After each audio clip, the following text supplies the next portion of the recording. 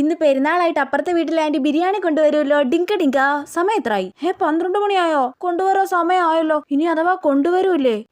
എല്ലാ പ്രാവശ്യവും കൊണ്ടുവരുന്നതല്ലേ, അപ്പൊ ഈ പ്രാവശ്യം കൊണ്ടുവരാതിരിക്കത്തില്ല.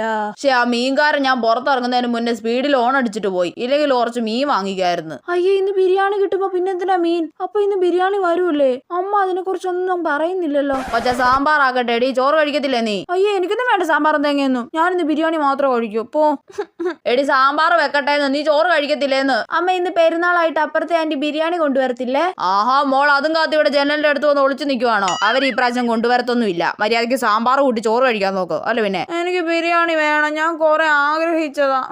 മിണ്ടാതിരിക്കോച്ചേ. അതെ, അപ്പുറത്തെ വീട്ടിലെ ആന്റി വരുന്നുണ്ട്. അയ്യോ, ജനലിന്റെ അടുത്തൊന്ന് മാറി നിൽക്കാം. ചേച്ചി, നീതുമോൾ അകത്തെവിടെ ആണെന്ന് തോന്നുന്നു. ആന്റിയെ കാത്ത് ജനലിന്റെ അടുത്തൊന്നും ഒളിച്ചു നിൽക്കുവല്ലോ. ആ വരുവാണേ, വേഗം പോയി ബിരിയാണി വാങ്ങിക്കാമേ, ചുമ്മാ ഷോ കാണിക്കാതെ. അല്ല പിന്നെ